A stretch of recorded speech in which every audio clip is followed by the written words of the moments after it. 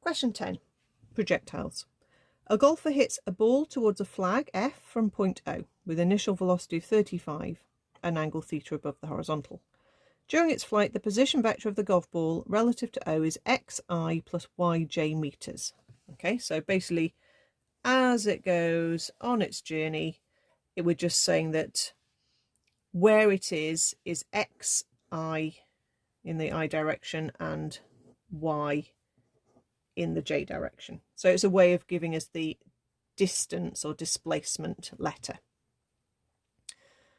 Part A, show that during the flight the equation of the trajectory of the ball is given by y equals that. Okay, so how are we going to do this? Split what we know into horizontal and vertical. Okay, so horizontal, we know that the distance we're traveling to our general point is x. Okay, so that's the thing. During the flight, it's not saying at a particular point, so we need to just sort of think about it as a general point. Okay, so we've travelled x horizontally.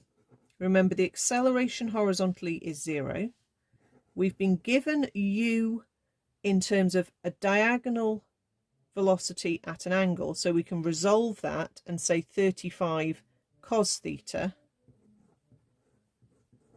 for our initial horizontal. We've got t at a general point t, and we aren't bothered about the speed, and in fact horizontally it's the same speed anyway. So if we use s equals ut plus a half at squared, that term is non-existent because a is 0, and we get x is equal to 35 cos theta multiplied by t. Now the connection between the horizontal and the vertical is the t, so I'm going to rearrange this and say that t is x over 35 cos theta. So this isn't a very nice question because it's all very letter based. Okay, it would be so much nicer if they'd given us an angle and we could work out, you know, a particular time or a particular distance. Okay, but this is the letter version of the question. Let's think about vertically. We've got s is the y, the height. A is going to be negative 9.8 or negative g. Okay, now there isn't a g in the question, so maybe they're using negative 9.8 as the number.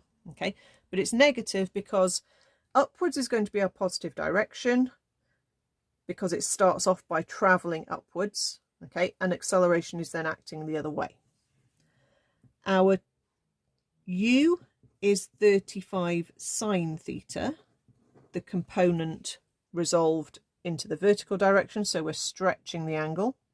Okay, the t is the same t as the horizontal, and again I'm not really bothered about the v at this point. Okay, I want an equation linking these. So again, if I use s equals ut plus a half at squared, let's see what this gives us. Y is equal to 35 sine theta times t plus a half times negative 9.8 times t squared. Okay, now I'm going to replace t with this fraction x over 35 cos theta and see what it gives me. Probably something not very nice to start with, which then will tidy up.